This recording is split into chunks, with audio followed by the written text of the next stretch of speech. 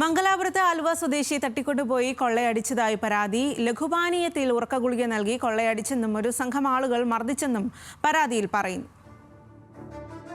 കഴിഞ്ഞ മാസം 27-ന് കൊല്ലൂർ മൂകാംബിക ക്ഷേത്രത്തിൽ ദർശനം നടത്തി മടങ്ങവെയാണ് ഷിബുവിനെ തട്ടിക്കൊണ്ടുപോയി കൊള്ളയടിച്ചതായി ആലുവ റൂറൽ പോലീസിന് പരാതി ലഭിച്ചത്. മൂകാംബികയിൽ നിന്നും ഉടുപ്പി ക്ഷേത്രത്തിലെത്തിയ ഷിബു ദർശനം കഴിഞ്ഞ് രാത്രി 9 മണിയോടെ മംഗലാപുരം ബസ് സ്റ്റാൻഡിലെത്തി.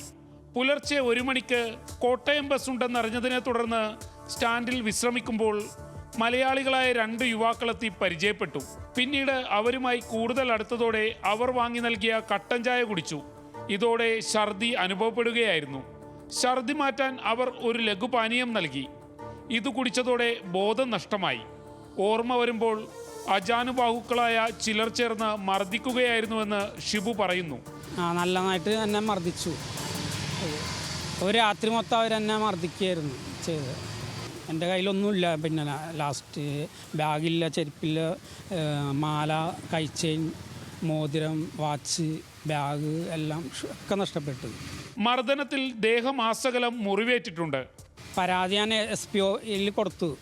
അപ്പോൾ അവർ പറയുന്നത് അങ്ങോട്ട് ഫോർവേഡ് ചെയ്യാനേ പറ്റുള്ളൂ, വേറെ അന്വേഷണത്തിൻ്റെ ഇതൊന്നും അവർ പറഞ്ഞില്ല. മംഗലാപുരം സ്റ്റേഷനിലെത്തി പരാതി നൽകിയെങ്കിലും കാര്യമായ നടപടി ഉണ്ടായില്ല. തുടർന്നാണ് ഷിബു ആലുവ പോലീസ് മേധാവിക്ക് പരാതി നൽകിയിരിക്കുന്നത്. ഷഹിൻ ആന്റണി, ന്യൂസ് മലയാളം, കൊച്ചി.